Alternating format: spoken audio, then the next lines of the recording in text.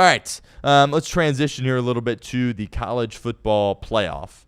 I'm a big college football guy. Obviously, you guys all understand that here at this point. Year 2 of the 12-team playoff.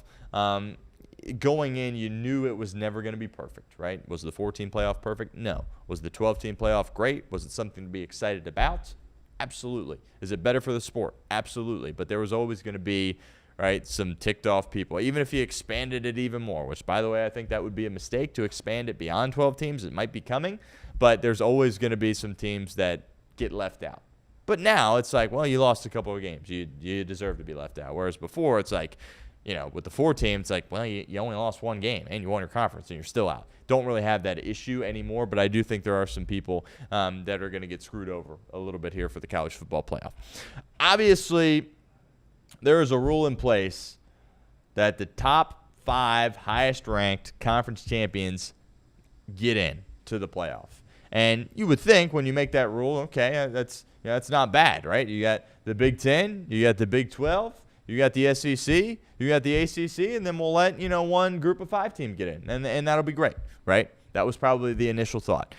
Nobody expected the ACC to be this bad, right? The ACC is awful, and honestly, it's been bad for several years now, right? Florida State's been down, and Clemson's been down, and Miami has kind of been down as well. We'll get to them in a second, but you needed to kind of those 3 to spearhead your conference, and obviously that was unable to be done. Now all of a sudden you got a team at Duke that's 7-5 playing for a conference title. Now, if Duke wins that game against Virginia, and let me be very clear here, Virginia is favored in the game by 3.5 points. Virginia and Duke have played already this year, and Virginia beat the crud out of them. Virginia is not a good team. Right? There is no world, even if Virginia beats Duke, where they are a top 12 team in the country. They do not deserve to get in, even if they win the ACC, right? But if Virginia wins, they're going to be one of the top 5 ranked conference champions. So they will get in. That isn't good. Now, what if Duke pulls off the upset? If Duke pulls off the upset and James Madison beats Troy, which they will, and then doesn't matter, winner of Tulane and North Texas, that means you get a team from the Sun Belt in and a team from the American in, right? Because if Duke wins, they're not going to be in. They have 5 losses. They're not going to be ranked higher than James Madison and North Texas / Tulane. It's not going to happen. So then you're going to be sitting there, and there's a good chance Duke wins. I understand they got boat race last time they played Virginia, but Virginia ain't good, right?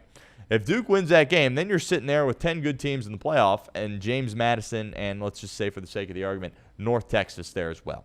When you have teams like Vanderbilt, Texas, Miami, and BYU sitting at home, probably.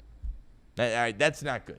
That's not good, and that's why there's some more tweaks that need to be made from this year to next year, and I expect that to be done, right? They tweaked, with the bye stuff last year. They made some adjustments. I would hope they make some more adjustments from this year to next year. I think to me, and, what do I know, right? But to me, it's like, let's get the top 11 teams, regardless of who wins the conference championship. I understand you want the conference titles to mean something. That's kind of the point of why you let those 5 teams get in. I get that. And this weekend's a huge weekend in college football. Like, it's Ohio State, Indiana. I want those teams to be doing everything they can to win that game. It's Georgia and Alabama. Should be doing everything they can to win that game. I get it. And there's a chance that the importance of a game like that is a little bit less significant if you do what I'm proposing. But if you get the top 11 teams in and then the best group of 5 team in, right, I think that should be the plan going forward. I get it's not perfect, right? But I think it also allows the best teams to get in. And the reason why I just say get a group of 5 team in and not just the 12 best teams, the 12 highest ranked teams when it's all said and done, is I like the fact that every team in college football has a chance when the season begins. I think that's huge, right? It's like college basketball. Every team has a chance. There's a chance you can make the big dance, and there's a chance you go on a historic run. That can happen. With the 4-team playoff, a team in the American, right, that's like, what are you doing, right? Or a team in the Sun Belt, it's like you could have the greatest season ever, beat the crud out of everybody, you're still not getting in. That's not fair, right? So I do like one group of 5 team getting in. That's what I would do. I would say, you know what? Who's the best ranked group of 5 team each year, and you put them in the playoff, right? Who would that be this year? Probably North Texas, right? They obviously have a loss there as well, but either of them or probably James Madison. Tulane has a couple of losses there. I just think they should have an opportunity. Now, it's football, not basketball, so the upsets are a little bit less likely, obviously. But at some point, a group of 5 team will win a playoff game. At some point, that will happen. I am confident that will be the case. Are they going to go on some crazy run and get to the Final Four or win a national title? Probably not, but at some point they will win a playoff game. Beyond that, I would just say best 11 teams. Best 11 teams, because you're looking at how this thing is shaking out right now, and you're looking at a team like Vandy. I think Vandy is probably the team getting screwed the most out of this whole thing, and they beat the crud out of South Carolina. I understand South Carolina didn't have the season that many people anticipated, but when Vandy went in there and did that, South Carolina was ranked number 11, dominated them. LSU, again, they fired their coach. They became a disaster. When Vandy played them, they were the number 10 team in the country. So those are 2 big wins. Missouri, a team that's still ranked, they beat them when Missouri was 15, and then they finish it off by going to Neyland Stadium and beating Tennessee 45-24 when Tennessee was the favorite in that game and the 19th best team in the country. When there's 12 teams that makes the college football playoff and you roll through that Vanderbilt resume, they absolutely should be in. Right? Absolutely. They lost by 2 scores to Alabama, but if you watch that game, it was a heck of a lot closer than that. Pavia turned it over twice in the red zone. If he doesn't do that, Vandy could easily win that game on the road. Again, they didn't lose either of those games, by the way, at home. They went to Tuscaloosa, and they went to Austin and lost, right? And they ended up making that game in Austin really, really close, and they only lost by a field goal. So a team like Vandy, the year they had, I understand you might not like Diego Pavia. I'm not the biggest Diego Pavia guy in the world either. But you look at what they did. You look at how they protected home field, how they went into these environments, won games, and how they didn't get embarrassed ever, right? Obviously, they don't have an opportunity to compete for an SEC title, but they're in a spot where, in my opinion, they absolutely should be in. So that's a team, in my opinion, that's getting hosed the most. Then you have a team like Texas, the whole Texas argument right now. I want to be very clear here. It's not the 3 losses for why I'm out on Texas getting in. It's not the 3 losses at all. People need to wake up to the fact that with the 12-team playoff, 3 losses shouldn't necessarily eliminate you. Alabama, if they lose to Georgia, they should not be eliminated. They should still be able to get in with 3 losses. That's not the issue I have with Texas. The issue I have is you went to overtime against Kentucky and Mississippi State. And frankly, you were lucky to win both of those games, right? And you played horrible throughout. Texas, for the majority of this year, did not play good football. Remember, they were messing around with UTEP at home in the beginning of the year. That doesn't happen for a playoff team.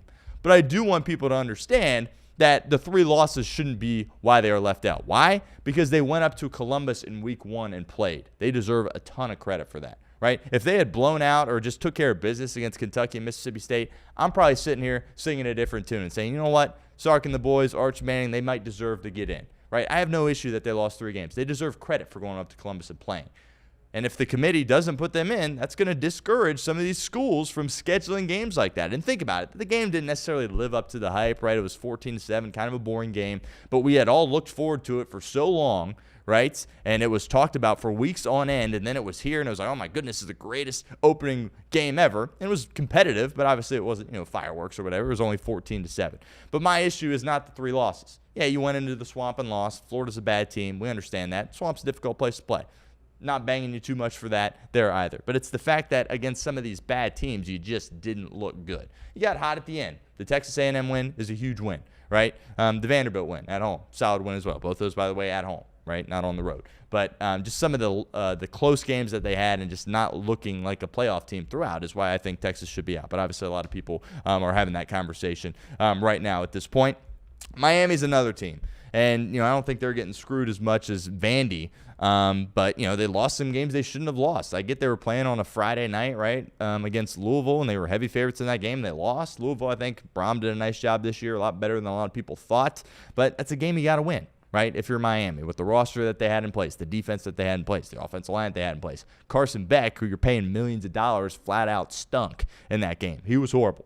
Right? And then you lose to SMU in overtime, and Rhett Lashley's done a tremendous job. SMU, obviously, in the playoffs last year, deserve a lot of credit for that. But you had 2 losses, and unfortunately for them, the way the tiebreakers shook out, don't have an opportunity to play in the ACC championship, which that shows you that that's broken as well. If Miami doesn't have the opportunity to play in the ACC championship and you have a 7-5 Duke team playing Virginia, all right, that's got to get fixed, right? That's not good. But unfortunately for them, they dropped a couple of games, and when you play in a weak conference and you don't make the conference championship, you're going to be in a tough spot there as well. So it'll be interesting how this plays out. I don't have an issue with, one of these group of 5 teams getting in. Again, I think going into the season, if you sit there and say, yep, the top group of 5 team is going to make the playoffs, I think that's good for the sport. It gives the whole landscape of college football an opportunity going into the season that, you know what, we could potentially compete for a national title. The odds aren't great, but we are in a spot where we could potentially go out there and do that. But if you're in a spot where it's like, well, Duke won, so now Virginia's out, which isn't a bad thing. Virginia's not very good.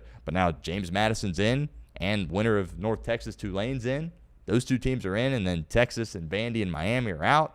Didn't even mention BYU, who they've had a great year, lost to Texas Tech, probably going to lose to them again, but they've had a solid year, and I think if they're playing a game against North Texas or James Madison, we all know BYU would be favored in that game there as well. So they've made some improvements from year 1 to year 2, but obviously there are still a ton of holes right now with how the schedule obviously is set up here at this point.